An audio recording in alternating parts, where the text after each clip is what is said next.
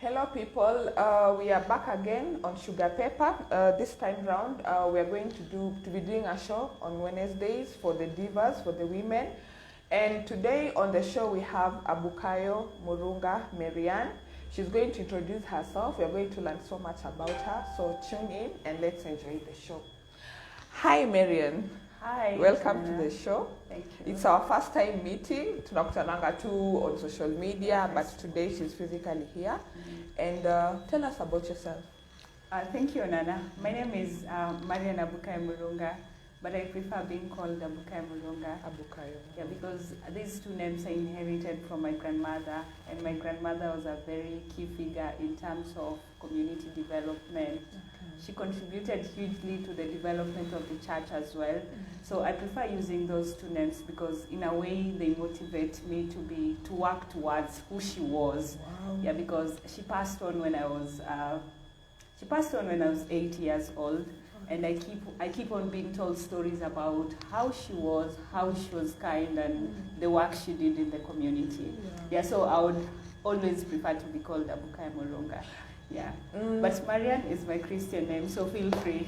Okay. I'm used to calling you Abukayo, so even when when you gave me a call and you are referring to yourself as Marianne, I was like, who's Marianne now? Yeah. I'm used to calling in fact I love African names more than Christian names. Yeah. So what do you do, Abukayo? Okay, first, maybe just to start informally, I'm 26 years old, and I'll tell you later why I keep on mentioning about my years. Your age, okay. Yeah, I turned 26 2 weeks ago, and for me it marked the beginning of my life. I've had to struggle with a lot of issues previously, and 26 for me is a new beginning, and I keep talking about my age. That aside, I'm a Teso, born in a family of 5 children. I'm the fourth born, and we are 2 sisters and 3 brothers. And growing up, I've always had an interest to advocate for issues of girls and women, because I've seen the challenges they've gone through in my community. I've seen girls missing out on school because they lack sanitary towels. I've seen girls miss out on school because they lack the motivation, because they don't see a woman or a girl who's gone beyond that level. I've seen women being discriminated. I've seen women being denied opportunities, being denied resources. And today I stand here and confidently speak that I advocate for issues of girls and women. And where I am, I'm so much into policy issues, where I'm keen on identifying gaps in areas of women and youth development. How am I able to solve the problems in a policy perspective? How am I going to identify the gaps, do a policy paper around it, and present it to decision makers or policy makers and argue it very well depending on the problems I've stated. Yeah, so in a nutshell, I'm a youth advocate for issues of young people through the Border Hub, an organization that I currently work with. And it's a youth organization that enables young people to access opportunities in skills, character, and economic development programs. Yeah, so besides that, I'm a gender advocate for issues of women, and I've always wanted to champion for issues of women.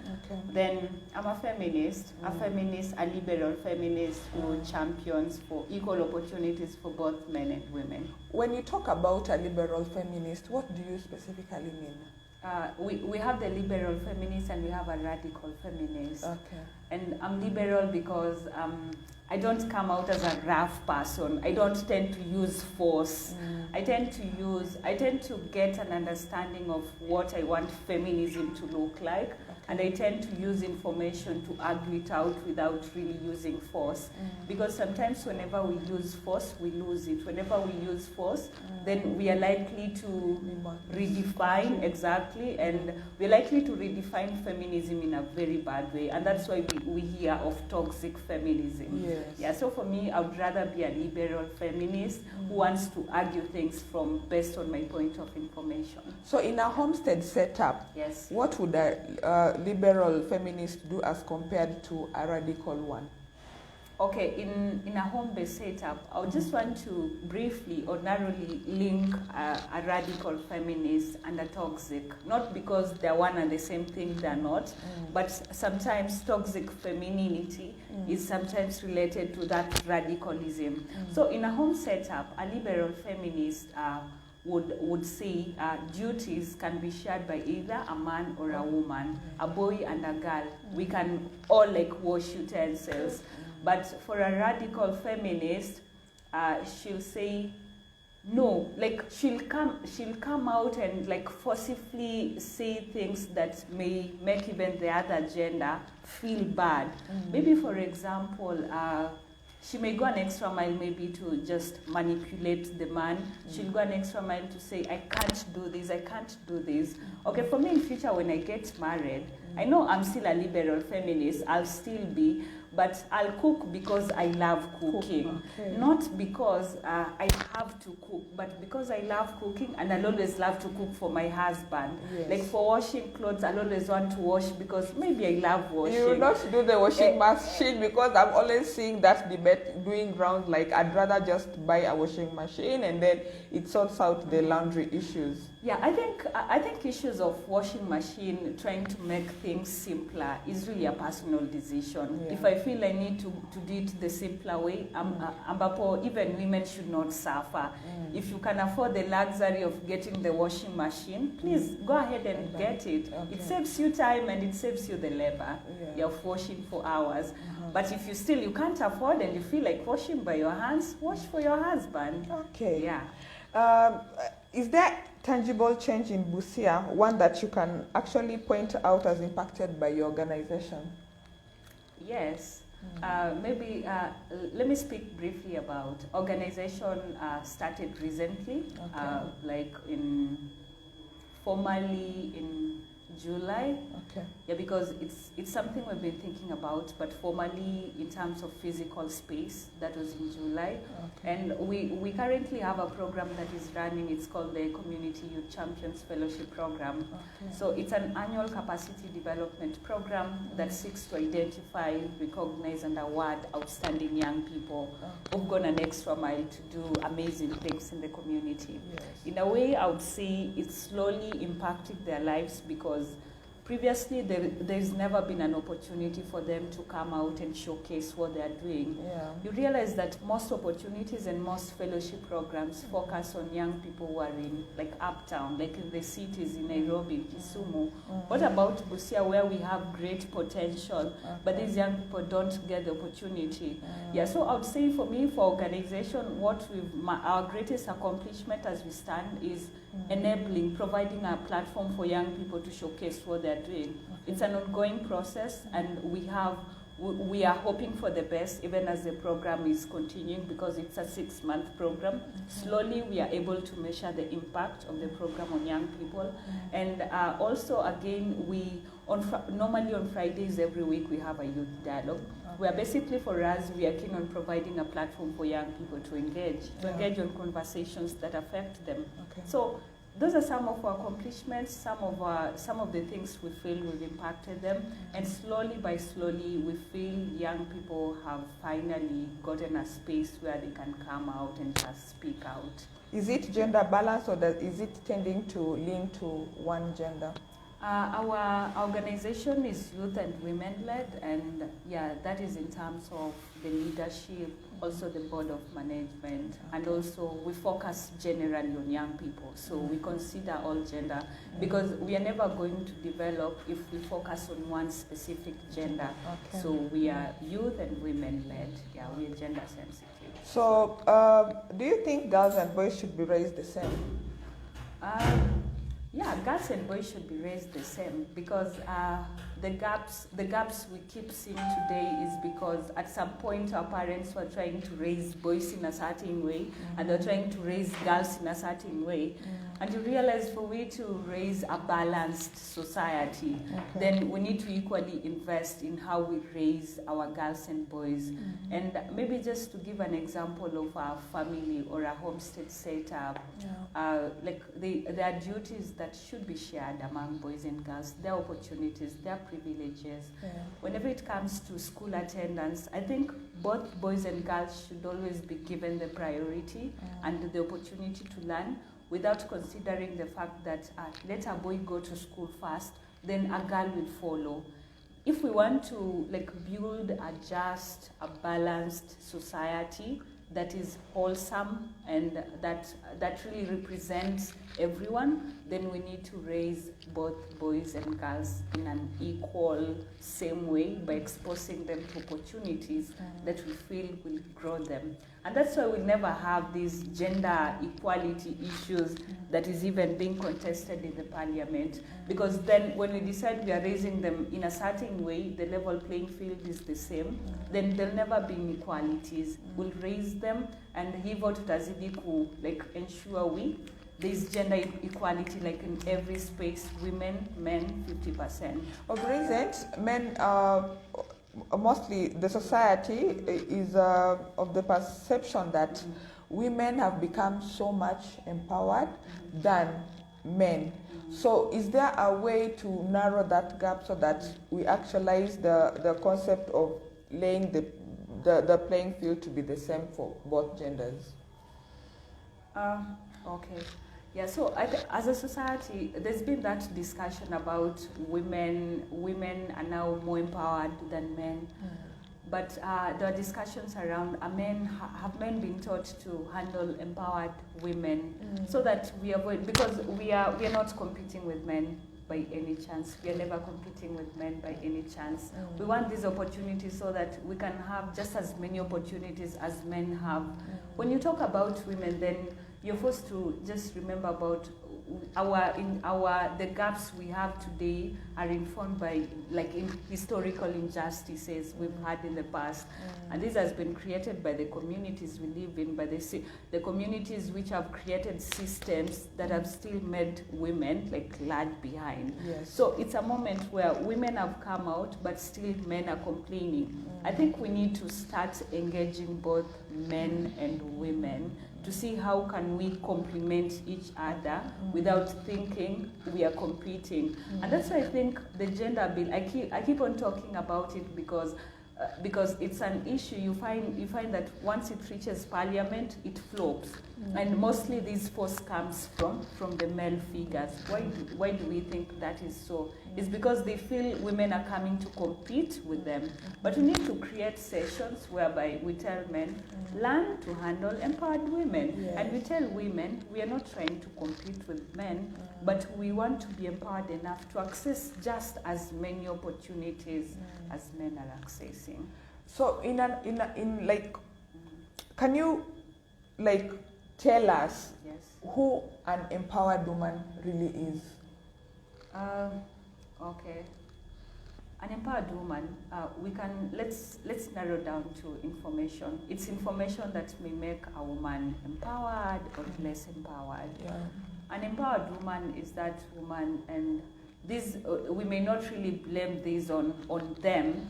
Is a woman. Let me just give a typical example. A woman there in the village who's been raised up thinking, then my place is in the kitchen. I'm not supposed to speak out. I'm not supposed to make decisions at the table. Yes. I'm not even supposed to maybe go out for trainings, go out for workshops. Once I'm in a marriage, then I'm no longer considering myself as a priority. I'm no longer considering my personal growth and development as a priority. I call that an empowered woman because she doesn't have the information to know that it's okay to speak out. You guys are in a married setup, but again, if you just make decisions as two people, then things get a little bit easier. The man doesn't have to manipulate you. You have to get out there so that you contribute to your growth and development. You don't need to be the kitchen mama like every other time. So I think an empowered woman, and I would not blame it so much on her because sometimes this is how the society has made this whole thing to look like. So I think it's an issue of information, and for us Onana, who we've been exposed and we have access to information, access to opportunities. I think for us to slowly ensure that we have all women in this brigade of thinking straight, then we need to get back to mashinani and tell women, you have to speak out. Yes. Yeah, this is right. Okay. Yeah. Do you have female friends? And if so, how many?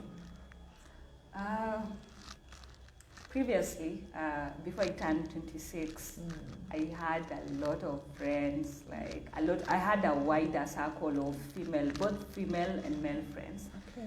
But I realized sometimes we have many friends, but again, what value does it bring to you? So slowly, among the resolutions I made for my 26 was to narrow down my circle. And I can literally count how many friends I have who I can just reach out anytime and they can hear me and give me that sister's back. And now, 10 reliable all on this friends. hand or both hands? 10. 10, okay. 10. 10 female friends. 10 legit. Deep, to use the word legit. I know. Friends. 10, I can count. There are 10 who I can call anytime they give me that sister's back. They're so sisterly, and they will always call me every morning, every evening. How are you? Give your best today. You know, those kind of women. Give your best today, even if you're not going to an interview. You're just reporting to your normal day work. Yes. But somebody's on your back always telling you, give yourself the best today, give yourself the best today. Okay. That I can literally count. And I also have mentors, who are female. And one of them, I've just been with her now. Okay. She's Benedict Muyomi. You can give her a shout out. Yeah, Benedict Muyomi, thank you. So she makes the list of 10 friends, or she's on another classification? She's on another level. Okay. Yeah, these are now my friends, my peers, more or less the same like my peers. Okay, I think it's good to have mentors, female mentors, and also it's good to have friends that have your back. And so, what are your values for that kind of legit friendship? Okay. I think one of the values I've always looked up for in a friend, and I've always a female friend. Yes. And I've always wanted also to reciprocate, because you can't demand what you don't offer. Give. Yeah, exactly. So sorry, you can just do your mic. Sorry about that, guys. Yeah, so my values I value honesty. The same way I would want to be honest with you, Onana, is the same way I would expect that to be paid back. Okay. And this I learned because of a few experiences I've gone through, really, and now made me say, this is what I want in a friendship. Okay. I don't want this, but I value honesty. Yes. Then secondly, I value truthfulness as well. Yeah, because I myself, I want to be true to you. I want to be true to you, to our friendship. I want to be true to what I say to you. So I'd rather get the same from you. And yeah, loyalty. Loyalty is very important, because once trust is not there, loyalty is not there, then that is no longer friendship. And that is why you'll hear that women are enemies of themselves, because maybe at some point you lost trust, then maybe one of your 2-3 of your friends now went and spoke bad about you, and it hits you so hard. Yeah. So if that happened, how would you address that? I'm a very calm person. I'm not as radical. I don't use force. But if today, of course, I hear one of my friends speak bad about me, I'm calm. I think I've always just gone silent, and whenever we now meet physically, I never like revisiting issues. I would honestly tell you, this is what you did, it's bad, and I'll tell you it's done. I mean, sometimes we have to put value on our friendship, and sometimes the value might be honesty, the value might be truthfulness. Once we lose that value, then let's break the friendship. Okay. Yeah. Of these 10 friends, are they all career women, or you have different sectors of, do you have housewives and career women as part of your friends, or you just have a particular group of female friends? Wow. I may not respond to it directly, but most of the friends I have are my peers who are running organizations. Nice. Then also, mostly are running organizations, like a huge chunk, I would say. But I have friends from home because I've grown up in a rural community, and I can't forgo like my childhood friends. Ambapo most of them, they're like they're housewives, and I value that because for me it keeps on teaching me like something every other day. So if you were given a grant to start your own organization, would you go back to your housewife friends, or you would partner with these career friends of yours? For me, I'm keen on uplifting women, and I would go for that housewife mama, because I've seen I see what they go through, and in this case I see what she goes through. I see the number of kids she has. I see the life she's leading. I see how unsupportive the husband is. And whenever today I get a grant, I'll be keen on uplifting her and just like say, hey, do you think there's something you can do just to see a way you can sustain yourself and your family? Yeah, because in any case, the career women, they're on a path. They know what they're doing. They know where they're headed. But this housewife, kidogo, you need to. There's how sometimes circumstances in life inakuweka chini. It may not be my like sikupenda kwangu. So nikipata grant, I'll be keen to uplift her and say to her, hey, Ebu, let's get her, because I believe it's something she'd rather do, but whatever situation life has put on her, it's what has made her go that way. Okay. Yeah. So, okay, same questions now without a grant. What would you do for that housewife friend of yours to empower her? Yes. Okay, for me, whenever I go home, because I visit home at least every week, I've always had a chat with her, how she's faring on. And sometimes sometimes information is important. Just telling her, because she was going through some family issues, domestic violence and stuff. Giving her information and telling her, whenever you experience such a thing, know that is wrong. Okay. And whenever you experience such a thing, just like alarm, like give us an alarm. You should not sit in a house and you're going through a lot and you're not speaking out. For me, all that I can do as we are speaking is give information on what I think. Whenever she feels something is not wrong, let her speak out. Let her not normalize it, because she's a teenage mother, and this is something ilimpata mapema. Sikupenda kwake, things happen, and she got herself in that situation. Okay. And apart from that, whenever I have opportunities that I can connect her indirectly, I would gladly do that. Okay. Yeah. Do you ever see yourself giving up on such a person? Because sometimes you put your energies on people and they don't reciprocate your energies, as in you try to empower them and you feel like I am driving all my energies in trying to uplift this person and they're not even giving me 2% of what I'm trying to get them at. So would you give up on that person, just give up and try another, or you keep on encouraging and empowering them? Yeah, naturally human beings get disappointed so fast, but for me, for that specific case, because she's somebody I've grown up with, I'm using a specific case because I understand her so very well. Okay. Yeah, so I've grown up with her, we've schooled together, I've seen the challenges she has gone through, and I'm someone who would not want to give up on her, because the Bible says, tenda wema nenda zako, so I really believe in that, and for this specific person, I'll do anything to just make her. Sometimes wellness and peace is important than even all the riches in the world. Yes. Yeah, so she'd rather achieve that. Yeah. Back to toxic friends. So, can you give an account of the level of toxicity that you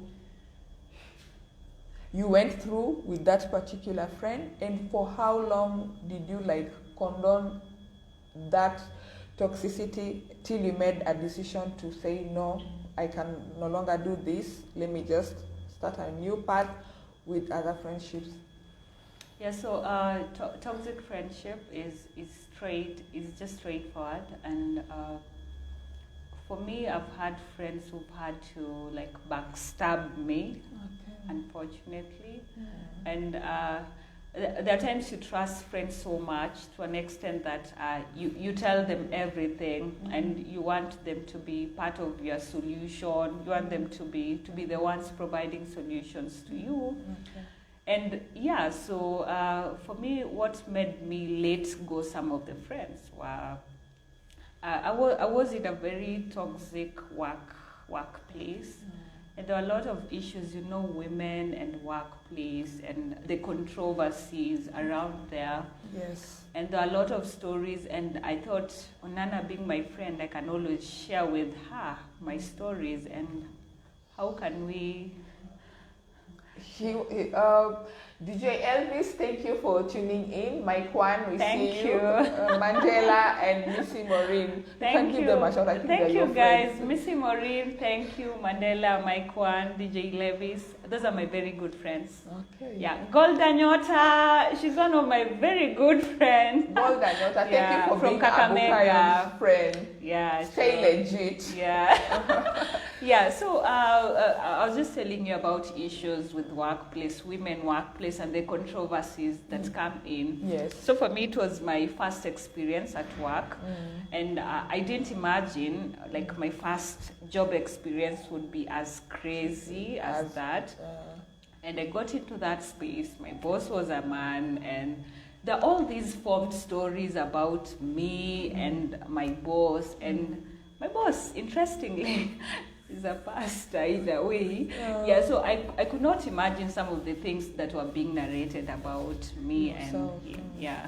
So with that, I narrated to one of my friends because I was contemplating to actually resign out of work. Being my first job, I didn't know what to do next, but I think peace to me meant getting out of that job, resigning from that job. That was peace to me. Yes. And I come here out and share with you, knowing that you may come in for me. Yeah, so when I share, then the next day I had that story, like far else, like it almost got to my parents, and whether that was true or a lie, then you imagine that what picture it created to my parents. Yes. So yeah, but the way she packaged the story was totally different from the way I told her. Yeah, so for me, I felt this loyalty had been broken, and she's not somebody you could trust. She's actually somebody who can sit in somewhere and hear people talk bad about you and just like support it, not come out to like say, no, that is not Abukayo. Yeah. I recently also went through the same. I think I posted on Facebook that I lost my job. This same account that you're giving is exactly what happened to me. So I feel your story, and I think women really need just to be free with each other. We should actually just appreciate that you are shining. You are a shining star in your own accord. Yes. I'm a shining star in my own accord, and let's just support each other. Yeah. So you said you have a sister. Are you the competitive sister, or tell me about the relationship you have with your sister? Yeah, my sister is older or younger than you? My sister is 10 years older than me, so I'm 26. So my sister is 36. She is way. She's a firstborn. Yeah, my sister. Mheshimiwa Joseph Shiundu. Asanti kutuskiza. Yeah, so my sister is 10 years older, and she's one of those sisters you'd always want to look up to, because being a firstborn, then she had an opportunity to get some opportunities, and she has the need to now show us the way, and she had to do it the right way. So for us, her younger siblings, we've had to follow the hard way as well, because for me, being her only sister, then I've not been influenced a lot by, I can't say peer pressure, but I grew up knowing what I wanted.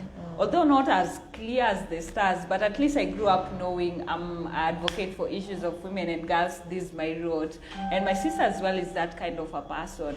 But we are different in a way. She's close to perfect, like Madam Perfect, we call her. She always wants things to be done this way. But you know me, I'm kinda so flexible enough. I'm not so formal. I'm never so formal with life. I'm an informal person. Yeah, so kidogo, my sister has taught me a lot of things because in my space, she's our support system in the family. I keep learning a lot from her. She has a pushy demeanor, like go girl. And recently, I think when she finished her thesis, her master's, then she told me she'd briefly want to be my social media strategist because I think in a way she has strength in that, and she saw me. I was struggling to like package my things. I'm a social media person as well, but this is how people who are experts in that area do it, and this is how we do it. This is how they package it, and this is how we do it. So most of the time I do events, she asks me for photos. She asked me, Ebu, do a blog this week. Ebu, we have to put something on Twitter. She has a pushy demeanor, and I think that aspect, I love her for that. Okay. Yeah, she'll never like just allow us to go astray. She's so like, do this. Yeah. She doesn't come off as being patronizing on you? Because sometimes, you know, you have an elder sister and you're like, where's mama yangu? You know, like those small sibling rivalry between siblings. So you've said like she pushes you. Don't you sometimes like feel like, you're not my mother, let me be? Because you say like you're not such a formal person. Yeah, like I'm not a formal person. But I think for my sister, I've had to, sometimes I sit down and I'm like, nyewe anasema kitu ya ukweli, nafaa tu ni behave hivi. Yaani unakaa chini, hadi unaweza lia by the way. Like you can literally cry after amekuongelesha. Lakini unasema but we've never had an altercation. Like good enough, we've had a very good relationship. Sijai kaa chini niseme, you're not my mother, you are my sister. Nimemtake tu kama also my mom and somebody wants the best for me.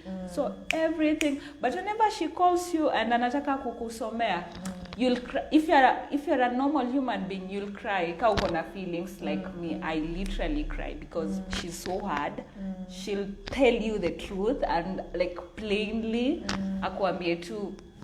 And I think transformation yangu ilianza this year when she told me. I love it when I'm being told the truth because you rarely find such situation or such circumstances.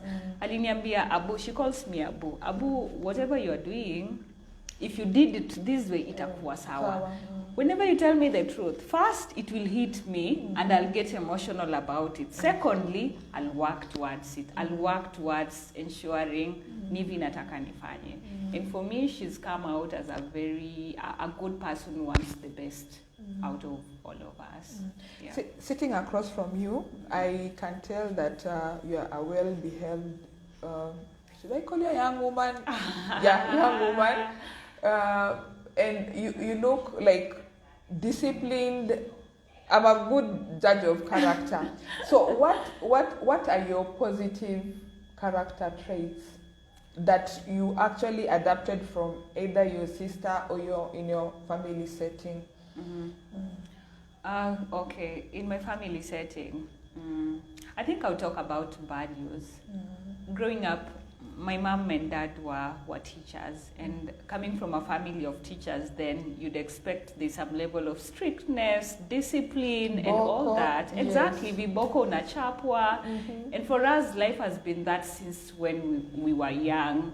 Hadi tumekuwa kubwa, that is the same discipline. Like literally, hata sahi I can't get home when I want. Still, lazima ukuwe unobserve. Exactly. Yeah, so for me, some of the values I've borrowed from our family setup and my sister as well is honesty, because me living with my sisters taught me a lot about being honest. Being honest goes a long way to mean when you're honest with yourself and also the people around you, then it clears doubts.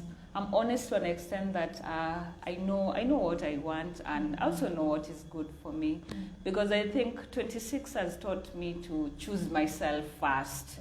Previously, you choose people, you choose work, you choose what, and but by the end of the day, they disappoint you, because there's this joke kusema, once today, Onana, you die, tomorrow somebody has got your replacement. And life continues. And life continues. Yes. They just do it for a few days, na life inaendelea. So for me, really, the most important value is honesty, hard work. And I think hard work really has stood out for me, because I'm never stopping at anything. And I'm somebody who would value work and just working things out and by my own hands, because sometimes that is what matters. Yeah. Heels or flat shoes?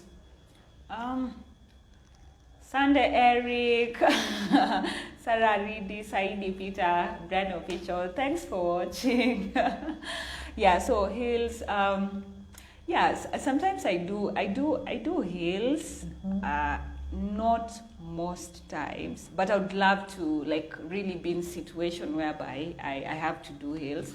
But most of the time I do flats, because I'm a bit tall. Then there was a time I was out with a guy, actually my boyfriend, and he was like, you look tall. Then he looked at what I'd put on heels, so he just asked me to no, Toa, you can't be taller than me. Like, this guy is tall, alafu mimi pia nimevaa heels, niko mrefu. So he felt a bit, uide, mbona ni mrefu hivi. So nilifika kwa nini, then I had to my heels, then I had to do flats.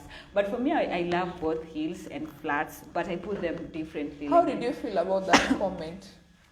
No, I think it was on a lighter note. It was on a lighter note, but again, realistically, I was even more taller, because I'm tall. Oh, maybe how not tall taller are you? than you. How tall are you? You're like 5'6" or 5'7". I'm 5'7". 5'6". 5'6". Yeah. Are you still dating this person? Yeah, but not actively, because it's not. Because if somebody has an issue with your height, I think you need to, whatever your mic. Oh, okay. If somebody has an issue with your height, if they're not comfortable with your height, then if you get married to this person, what more things will they be uncomfortable? I know, right? Yes. But for him, he was a bit comical in a way. I realized later he was just making a joke. So I was taller, but not as tall. He was just surprised, like I'm tall. Actually, it was our first meet up, so he was surprised. You're this tall. Okay.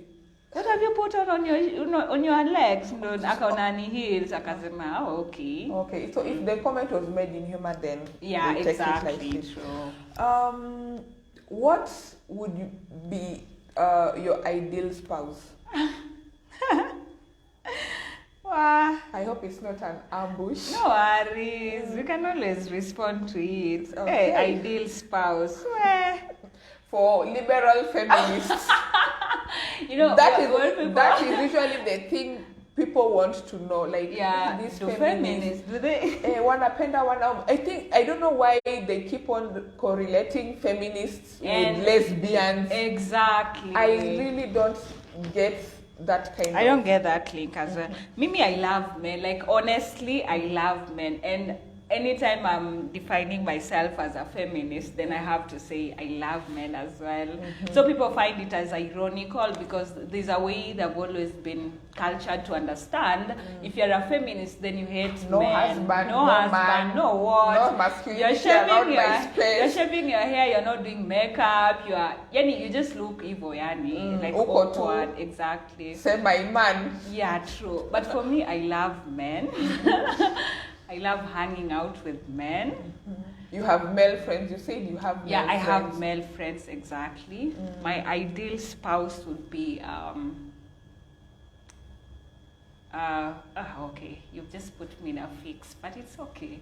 Yeah, I can ask you another question when you think about that. Yeah, I think so. I should ask you another question. No, but it would be natural for me to just respond to that. It would come out naturally. Yes. Yeah. So for me, I would love somebody who really respects what I do as well. Because I've been in situations whereby I've been in relationships whereby people, men don't feel I'm doing the right thing. Like I'm out here advocating for issues of women and I know my rights. Nikifika kwa nyumba iishi, like nisiseme kitu. Na mimi I'm one person, by the way. If I'm not okay, I'm not comfortable with such and such a thing. I won't be silent. So just allow me speak. Yes. And we've had issues with that. Secondly, I would want a man whereby, I've told you previously, I would cook because I love cooking. But also, tumetoka job, we are all tired. Na bado uko na nguvu ya kupika, please go ahead and cook. Yeah, please. Yeah, go ahead and cook. Yeah. I have to wash. I love washing. But maze leo nimeamka and I'm tired. Baby, just wash for us. Just wash nguo. Then also, I think what I really would value in a man, of course, ni pia neza semaje. So I would say maybe just supporting what I do. Supporting, that is the most important thing. Because if family is where you're gonna spend your whole life with, in a marriage, it's an investment. Then you're going to have somebody who is going to support you in each and everything that you do. Because let me tell you for sure, Onana, you have guys reporting to work. We have one woman here who comes to work every day and spends at the workplace till 8 p.m. Not because she wants, but because mali anarudi ni kubaya. There is no peace at home. And at home, who is the source of our peace or not? Our husbands. Yes. We may talk a lot about our kids, but by the end of the day, it's that one man, it's that one woman. So just go ahead na mtu anakupea support, ni mtu ni support system kwako, anakusupport kabisa. Like she gives you all the peace, nini. Doesn't have to be money, riches, but kuna hizi vitu, which for me, wellness, peace, and that support is very important in any relationship or marriage setup. Okay. Yeah. Talking about of supportive husbands, people were of the view that Kamala Harris, the incoming Vice President of the United States of America, has a supportive husband. But when you look at the history, she only got married to this man 6 years ago. So she got married at 50. What are your sentiments about? I think I have my own reservations for that. If you're going to say I'll get married, then one of the things you need to look up to is this man or woman going to be my support system, going to support my dreams no matter what? Is he or she going to be the one making me to wake up every other day, go, get up, pursue this? Is he or she that kind of person? If not, you're able to see that as early as when you guys are dating. Just walk away. Okay. Yeah. So if you got married to a guy that was supportive of whatever you do, you say you are a policy enthusiast, and he supports you in 20 years of your marriage, then you decide to go political, and you wanted to run for office, and this husband of yours tells you that one cannot happen, what would be your decision? For me, when it reaches that point, then I'll need to sit down with this man and let's talk. We've been together for the last 20 years. My passion or my dream doesn't have to cut this short. Why is it that you don't feel like supporting me? Why is it that you don't feel okay when I run for this office? Yes. So, we should never rush to divorce, but we should always engage. Let's have a conversation. Let's engage. Why do you think it's not the best time for me? It's not the best career for me to get into. Could you please just get his or her views? Ujue ukweli ni nini? Why is it that ini nini yake inampeleka hivi? So that you get an understanding. And nasemanga saa zingine, if that is worthy, then you'll choose whether to proceed with your ambition or not, based on what you guys would have shared. Na akikata kata kwamba no, I will not have a governor ruling over me. Like, he's the ruler in the house. So, you know, by virtue of governance, I think, as I cannot have my wife being a governor. She's supposed to be under me. She's supposed to submit to me. So what would be your decision then? After you've sat down, you've engaged, you've gone through each and every little bit of your marriage in the past 20 years. So what would be your decision? I think I would want to answer it maybe in two ways, and maybe I'd also love to get your views on this as much as I'm the interviewee. Yeah, so whenever guys get into marriage, there are things they'll need to compromise, because you're now together and you can't really now focus on yourself, or like the guy cannot focus on himself. There are common goals lazima they have to work on, so there are things you will be forced to compromise. And there's that aspect here. At what point do you compromise your ambition or what you want at the expense of a marriage that has been there for the longest time? Yes. So I think that is a question that we should ask ourselves, because in my shoes, I would look at it this way.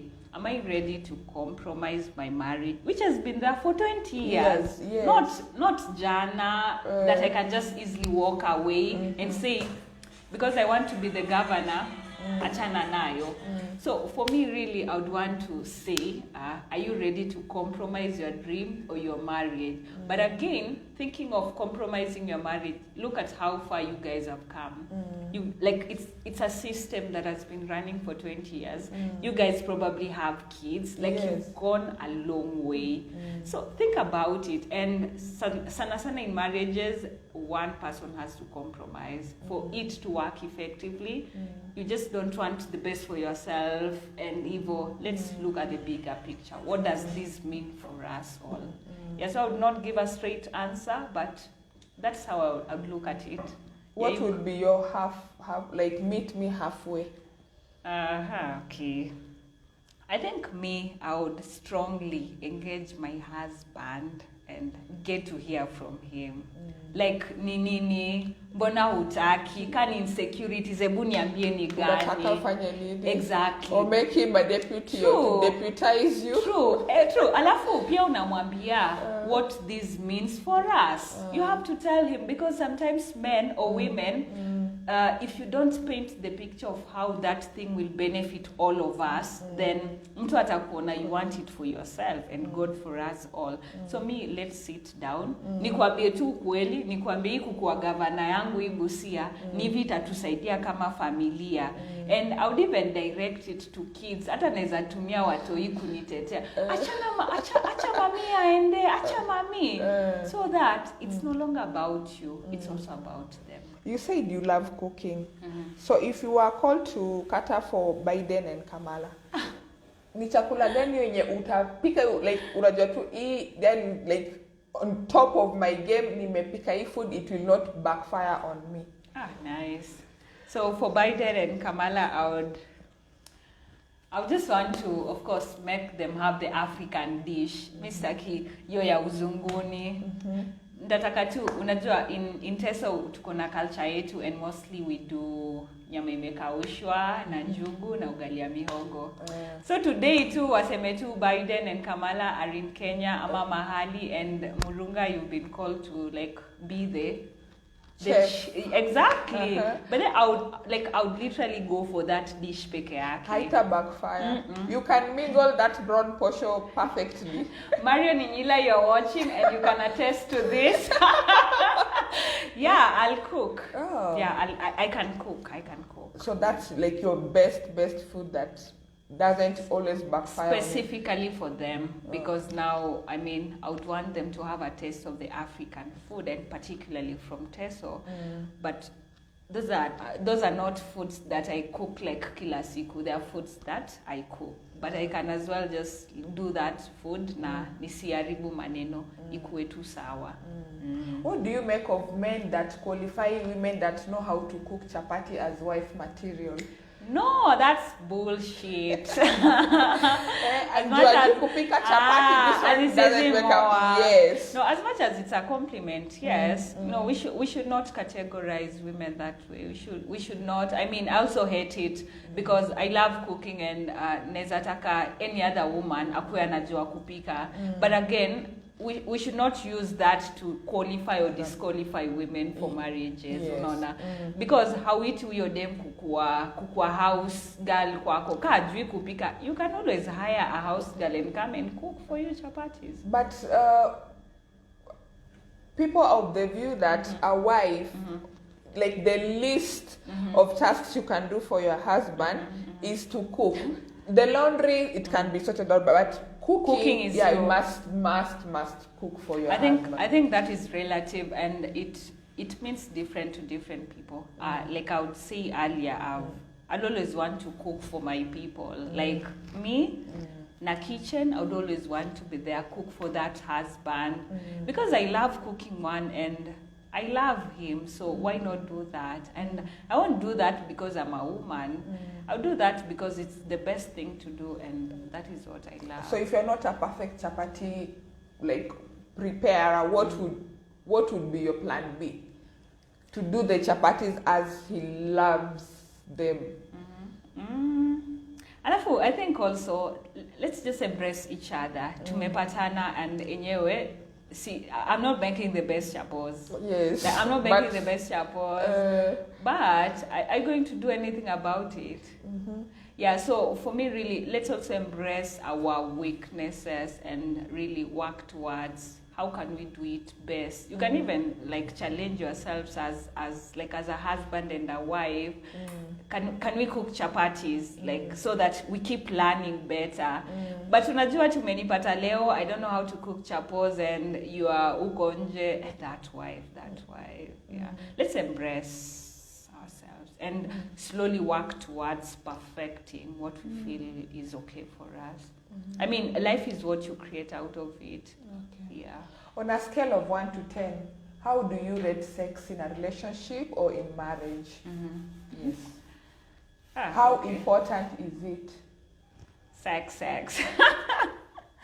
Yeah, I think it's also relative. Like I would respond it from my perspective, and also from the friends I've had as women. Okay.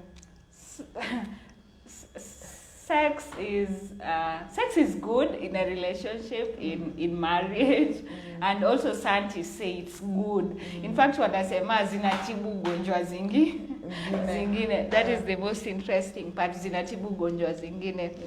Lakini sex is good because it really like bonds you together, and also for pleasure they say, alafu pia, yeah, I think for pleasure and bonding, which is important, and just exploring yourselves. How often you do it is up to you, man. Okay. So if you are married and you got an accident and unfortunately you were rendered to a wheelchair, would you accept a co-wife to come and help out in the home? What are your sentiments about that kind? These are some of the things. It's controversial, yes, but these are the kind of things that are happening. I'll tell you for a fact, I have a cousin that is married to a justice in Uganda. She's married as a second wife, and she was taken as a second wife because the first wife was undergoing cancer treatment, and she's not that health-wise able to cater to most of the things that she needs to cater to the husband. So to us as the family, I don't know, people had their reservations, so that's why I'm asking you the question. Okay. I would want people to use my husband the way they want to use him, but also by the end of the day, whenever he's with him, then just be with me. So if today maybe I got an accident, unfortunately, then I'm rendered like I'm now in a wheelchair, that I would want a co-wife to come and maybe assist and stuff. I think that situation would have rendered me powerless, to some extent powerless in a way that I'm not able to cook for him, I'm not able to do basic things for him, then I'm not able to actively show love to him. And yeah, it really depends on the kind of man. The men would stick with you regardless of the situation you're in. But the men would want someone, yani, and actively, like mtu yako. I think for me, I would go with, if that is the type of man you are, then I'm so also democratic. So, I mean, you can always do what you want. Unfortunately, I'm democratic, and democratic like in all areas. So I've always like given a platform for guys to just make decisions, and maybe mostly even for my boyfriend or something, he's free to do anything, but of course whenever he's with me, then I deserve all the attention. Yeah. So on a scale of 1 to 10, how positively would you like go with that kind of decision? Or like wanting a co-wife? Yes. Oh, okay. Would you flow with him? How would you go about now that kind of, if he brings that kind of a mix into now the marriage setup, would you be happy about it? And how would you manage that whole relationship so that you maintain your power as the first wife? It's tough, really. It's tough because naturally naturally human beings are jealous, naturally, we would say. And that is a very tough situation. It has rendered you powerless, whereby you may want to maintain your space as the first wife, but you can't do it physically. You can just be there, and there's nothing much you can do. But of course, being a disabled person, then now, there are people who are disabled, but they have power, they have what, they can use their voice to do anything. But being the human beings, we are jealous in a way. So I think I'll see how a way to go about it. But who wants a co-wife anyway? Who wants a co-wife? What's the most pointless rule you've had to follow? Pointless? Rule or law that you've had to follow? Pointless. Abu, could you please just... Okay, you see, like, we were introduced to masks, sanitizing, social distancing, all those are rules. And then people have become so complacent, they're like, hata sasa kwa nini navaa mask, hakuna corona, vitu kama hizo. So what is that pointless rule you've had to follow in life? There's one law by Robert Greene. They call it the 48 laws of power. Yes. So one of them says the 48 laws of power are a bit controversial. They're never good laws. They put you in such a corner whereby, you should know when to stop. It's okay to know where to stop, but again, as a human being who is focused on knowing what you want to achieve, then you always want to be on the run. Then the idea of knowing when to stop really skips your mind. Then secondly, there's this idea of your master and never speak, never outshine your master. That is crazy. You can just go through the laws. I have an application for it. Nice. So I think all these laws are just weird. Never outshine the master. For me, I feel like you can break the ceiling. Yeah, you can break the ceiling. Somebody doesn't have to put you in a situation whereby you can't go beyond this. You can't go beyond what me. Yes. Exactly. Never outshine the master. There are situations whereby it works, and that works in situations whereby people feel insecure, people's self-esteem are a bit low, then you can never outshine them. Because once you outshine them, there's that feeling, umewapita, you're going to be superior than me. Then I think the 48 laws of power just, some are making sense, like so much depends on reputation, defend it with your life, exactly. But a whole lot is crazy, crazy. What was your lowest moment of 2020? Wow. 2020, one of my lowest moments that even made me, of course, shed off weight, like to a big extent, was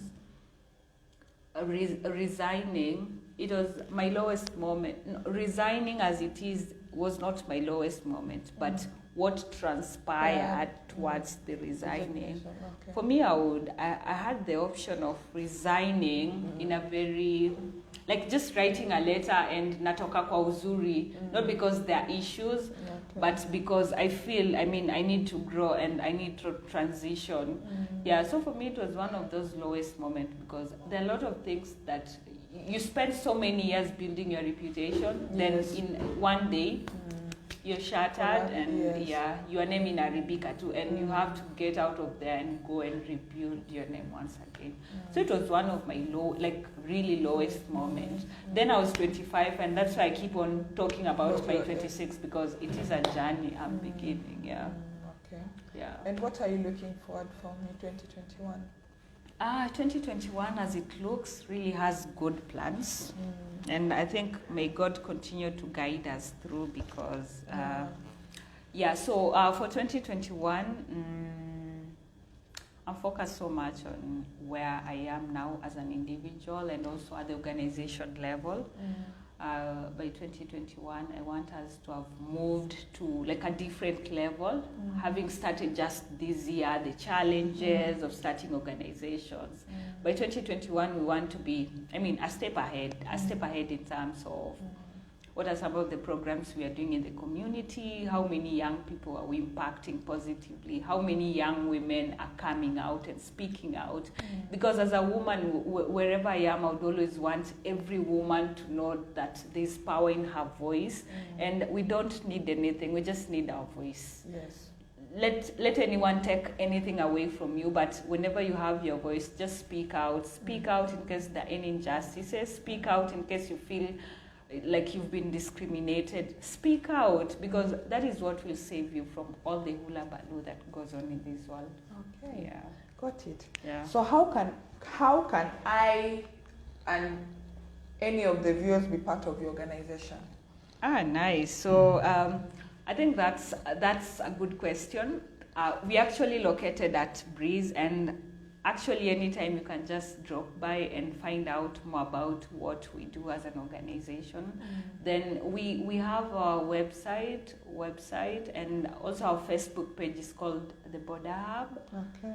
Yeah, where you can find just as much information. You can be a volunteer with us. Okay. If you're a young person out there and you're doing something in the community, you can show interest, because we have CYC Fellowship 2021 coming up.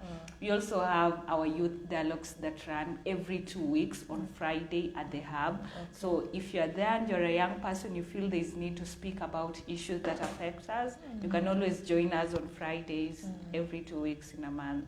Okay. Yeah. What's your age range? Our target audience, 18 to 35. Those are our direct beneficiaries, being young people. But indirectly, we deal with under 18 and also over beyond 35. Okay. Yeah. Thank you so much, Abukayo, for coming to the show. If you'd also love to come to the show, leave your comment and contact in the comment section. We shall get back to you. It was nice having you on the show. Thank you. I congratulate you and appreciate the work you're doing. You're touching women in so different many ways. Keep doing what you're doing. Continue with the legit friendship that you've talked about. I also like, in a way, I think your sister has really shaped you to be what you are now, because there's a way you are. You're not just the normal 26-year-old. You're not just the normal 26-year-old. And I don't know, I just like your personality. And thank you. Yeah, I appreciate you coming to the show. I hope to have you next time still. Yeah, and I hope you'll have more success stories to bring to the show. Thank you. If there is any parting shot you have for the women, you can just roll it over. Well, thank you, Onana, for hosting me. As a young woman, I would always say, use your voice, and none is limited. And even with Kamala Harris win, it's evident that we are not limited. And for my 26, I would advise any young person, go and read a book called The Defining Decade. I think it's a good book that really shapes young people in your 20s and 30s. It now tells you what to do, what not to do. Have all the fun, but again, you have a life to live. Thank you. Thank you and bye. Bye.